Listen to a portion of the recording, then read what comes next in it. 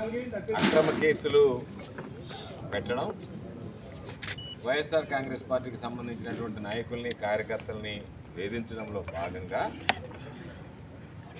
ఒక క్వారీలో illegal quarrying జరుగుతుంది, అక్రమ మైనింగ్ జరుగుతుంది అని చెప్పి దాని తాలూకు వాస్తవాలు వివరాలు సేకరించడానికి వెళ్ళినటువంటి వాళ్ళ మీద హత్యాయత్నం కేసు నమోదు చేసి దానిలో రామిరెడ్డి ప్రతాప్ కుమార్ రెడ్డి గారు మాజీ శాసనసభ్యుడు ఏదైతే ఉన్నాడో ఆయన హత్యా ప్రయత్నంలో ప్రధానమైనటువంటి సూత్రధారి అని చెప్పి ఎఫ్ఐఆర్ నమోదు చేయడం జరిగింది.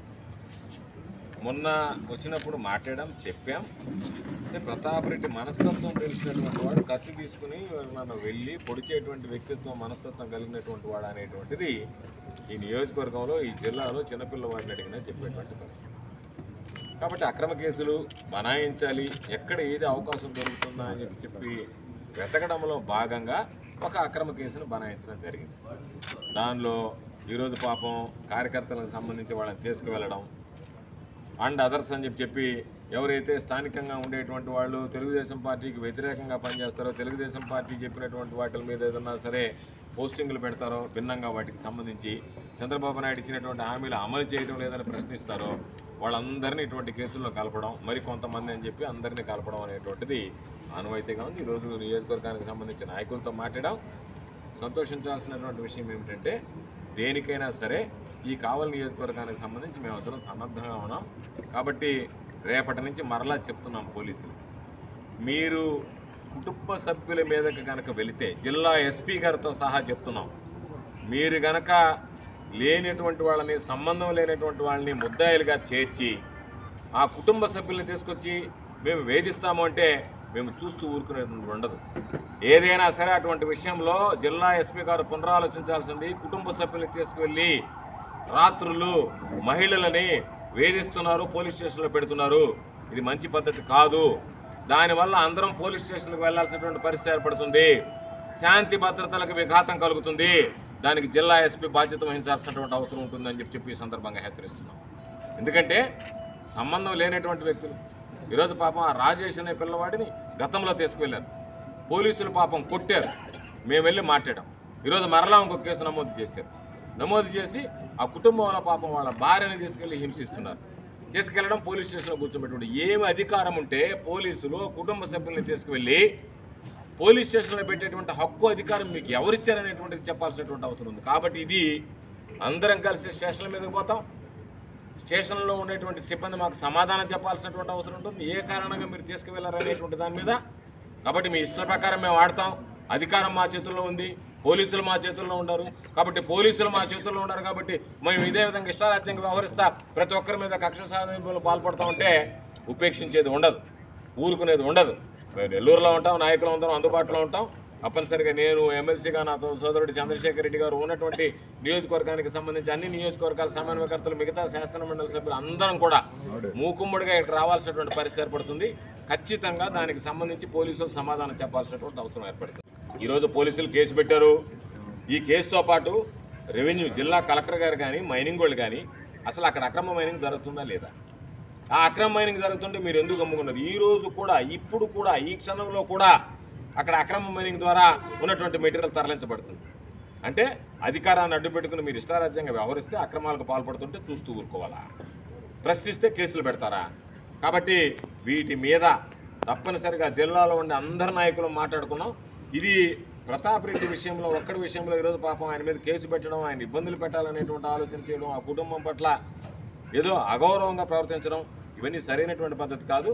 తప్పనిసరిగా ఏదైతే మైనింగ్ ఉందో వాస్తవాలు ప్రజలకు తెలియాలి, దోపిడీ ప్రజలకు తెలియాలి. జరుగుతున్నటువంటి కావలి నియోజకవర్గ దోపిడీ ప్రజలు చూడాలి, అది వెలుగులోకి రావాలి. అది సుబహాన్కు సంబంధించినటువంటి మనీ స్కామా, దాంట్లో ఎవరెవరు దోచుకున్నారు, ఎవరెవరు దానికి సంబంధించినటువంటి సూత్రధారులు, పాత్రధారులు ఉన్నారు, ఎవరికి దాంట్లో ఓటాలు అందాయి, వీటన్నిటి మీద కూడా వాస్తవాలు బయటపడతాయి. దీనితో పాటు చలో అన్నవరానికి పిలుపునిస్తున్నాం. తేదీని కూడా రేపు ఖరారు చేసి నేరుగా జిల్లాలో ఉండేటువంటి అందరం కలిసి వైఎస్ఆర్ కాంగ్రెస్ పార్టీకి సంబంధించినటువంటి నాయకులు, కార్యకర్తలు, శాసనమండలి సభ్యులు, మాజీ మంత్రులు, మాజీ శాసనసభ్యులు అందరం జిల్లాలో ఉండేటువంటి వాళ్ళందరం అక్కడికి వెళ్తాం. మీడియాను కూడా తీసుకువెళ్తాం. మీరు అవసరమైతే ఇతర అధికారులు కూడా రండి, మాకేం అభ్యంతరం లేదు.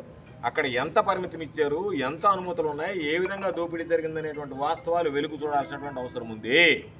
కాబట్టి ఇది కూటమి ప్రభుత్వంలో దోపిడీకి పాల్పడుతున్నాడు చంద్రబాబు నాయుడు గారేమో సన్నాయి నొక్కులు నొక్కుతున్నాడు. ఆహా, ఇటువంటి ప్రభుత్వం ఎక్కడా లేదని. కానీ మీ వాళ్ళు దోచుకుంటున్నటువంటి విధానం, మీరు కళ్ళు మూసుకుని వాళ్ళకేమో అనుమతులు ఇచ్చారా, లేదా నటిస్తున్నారా, చూడటం లేదా? అందుకని ఖచ్చితంగా మీరు వీటి మీద మేము విడిచిపెట్టాం, ఈయన కొనసాగిస్తాం. మనీ స్కామ్కి సంబంధించి కొనసాగిస్తాం మా పోరాటం. అదేవిధంగా అందరం చెలో అన్నవరానికి పిలుపునిస్తున్నాం. రేపు వెళ్ళి జిల్లా కలెక్టర్ గారిని కూడా కలుస్తాం. కలిసి అక్రమ మైనింగ్ మీద మీరు చర్యలు తీసుకోమని కోరుతాం. జిల్లా కలెక్టర్ గారు చర్యలు తీసుకుని వెంటనే దానికన్నా అదుపులోకి తీసుకురావడమో నిలుపుదల చేయడమో చేయకపోతే ఖచ్చితంగా చెలో అన్నవరం వెళ్ళి అక్కడ వాస్తవాలను ప్రజలకు చూపించేటువంటి ప్రయత్నం చేస్తాం. ఎక్కడా కూడా దేనికి భయపడేటువంటిది ఉండదు అనేటువంటిది సందర్భంగా తెలియజేస్తున్నాం. మరలా పోలీసుకి హెచ్చరించేది, పోలీసులకు చెప్పేది, మీరు దయచేసి ఎవరైతే తప్పు చేశారో, ఎవరైతే మీరు దోషులుగా ఉన్నారో వాళ్ళ మీదకి వెళ్తే ఎవరు ఇబ్బంది పెట్టరు. కానీ లేనటువంటి వాళ్ళని కేసులో ఇరికించడం, కేసులో ఇరికించి ఆ కుటుంబ సభ్యులను వేధించడం ఆ హక్కు అధికారం మీకు లేదు. కాబట్టి మీరు మాకేదో చాలా అతీతమైనటువంటి, రాజ్యాంగానికి అతీతమైనటువంటి శక్తులు ఉన్నాయి, మాకు అధికారాలు ఉన్నాయని చెప్పి మీరు విర్రవేగకండి. రేపు కాపాడే రోజు గుర్తుపెట్టుకోండి, రాసి పెట్టుకోండి, డైరీలో రాసి పెట్టుకోండి. రేపు ఎవరైతే ఈరోజు మిమ్మల్ని పురమాయిస్తున్నారో వాళ్ళు కావలి నియోజకవర్గ దరిదాపుల్లో కూడా ఉండరు. రేపు కావలి నియోజకవర్గాన్ని అవసరమైతే రాష్ట్రంలో ఉద్యోగాలు చేసినటువంటి పోలీసులు అధికారులు గుర్తుపెట్టుకోండి. మీరు ఇక్కడ ఉండాల్సినటువంటి పరిస్థితి ఏర్పడుతుంది. ఆ రోజు మిమ్మల్ని వీళ్ళు ఎవ్వరు కనీసం మీ ఫోన్లు కూడా ఎత్తారు, మీ ఉద్యోగాలు పోతాయి. అవసరం అనుకుంటే ఈరోజు చేసినటువంటి వాటిని కనుక మీరు అక్రమంగా కేసులు బనాయిస్తే మీరు కూడా జైలుకి పోతారు. కాబట్టి ఆ పరిస్థితి తెచ్చుకోవద్దు. మీరు దయచేసి మీకున్నటువంటి విస్తృతమైనటువంటి అధికారాల పరిధి మించి ప్రవర్తించేటువంటి పనులు చేయొద్దని చెప్తున్నాం. ఎవరైనా మా జోలికి వస్తే మేము మరలా అందరం కలిసి మీ స్టేషన్లోకి వచ్చి ముట్టడిస్తాం. మీరు లాఠీ చార్జ్ చేస్తారా, లేదు ఎన్కౌంటర్లు చేసినా సరే సిద్ధంగా ఉన్నాం. ఏమీ భయపడ్డం. మా నాయకుల్ని, కార్యకర్తలు కాపాడుకునేది ఏ విధంగా కాపాడుకోవాలనేటువంటిది తెలిసినటువంటి వాళ్ళం.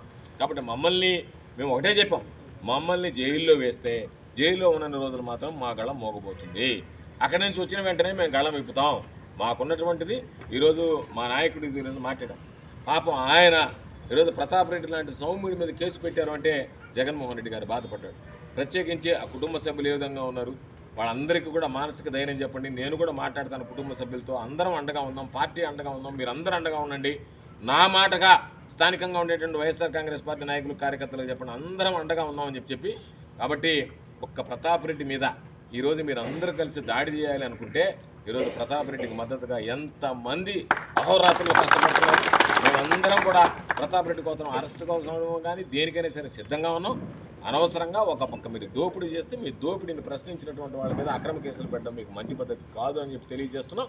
కాబట్టి దేనికైనా పోరాటాలకు సిద్ధంగా ఉంటాం. కాబట్టి వీరు చేసేటువంటి పనుల వల్ల శాంతి భద్రతలకు విఘాతం కలిగిస్తే దానికి సంబంధించి పోలీసు శాఖే బాధ్యత వహించాల్సినటువంటి అవసరం ఉంటుంది. కాబట్టి దాన్ని దృష్టిలో పెట్టుకొని మీరు ప్రవర్తించండి. పొరపాటు జరిగింది అంటే మీ పక్షాన్ని జరిగినట్టు లెక్క. కాబట్టి దయచేసి శాంతియుతంగా ఉండేటువంటి జిల్లాలో రెచ్చగొట్టేటువంటి విధంగా ఎక్కడ కూడా శాంతి భద్రతలకు విఘాతం కలిగించకుండా ఉండండి అని చెప్పి తెలియజేస్తున్నాం. ఈరోజు జరిగినటువంటి అక్రమాలు, మీరు పెట్టినటువంటి అక్రమ కేసులు అన్నీ కూడా రాబోయేటువంటి రోజుల్లో మా పోరాటాల ద్వారా ప్రజలకు వెలుగు చూస్తే ప్రజలు కూడా దాన్ని గ్రహిస్తారు, గమనిస్తారు. ప్రతాప్ రెడ్డి గారు, వైఎస్ఆర్ కాంగ్రెస్ పార్టీ జగన్మోహన్ రెడ్డి గారు ఉన్నప్పుడు పరిపాలన ఏ విధంగా ఉంది, ఈరోజు ఎమ్మెల్యేగా ఉన్నటువంటి వాడు కూటమి పాలనలో ఏ విధంగా పరిపాలన ఉంది అనేటువంటిది బేరీజ్ వేసుకునేటువంటి పరిస్థితి ఏర్పడింది. రాబోయేటువంటి రోజుల్లో మీరు 50,000తో గెలవాల్సినటువంటి ప్రతాప్ రెడ్డిని 1,00,000 ఓట్ల మెజార్టీతో గెలిపించేటువంటి లక్ష సాధింపుల్ని కావలి నియోజకవర్గ ప్రజలు హర్షించరు. శాంతియుతంగా ఉండేటువంటి వాళ్ళని హర్షిస్తారు తప్ప మేము మా ఇష్ట ప్రకారం పోరాటం చేస్తామంటే కావలి నియోజకవర్గ ప్రజలు తెలివి కలిగినటువంటి వాళ్ళు, ఎన్నో సందర్భాల్లో విలక్షణమైనటువంటి తీర్పు ఇచ్చినటువంటి వాళ్ళు, ఎన్నోసార్లు అందరూ ఒకరికి ఓటేసినా సరే కావలి నియోజకవర్గ ప్రజలు వాటికి భిన్నంగా వ్యవహరించినటువంటి వాళ్ళు, ఆచితూచి నడిచినటువంటి వాళ్ళు.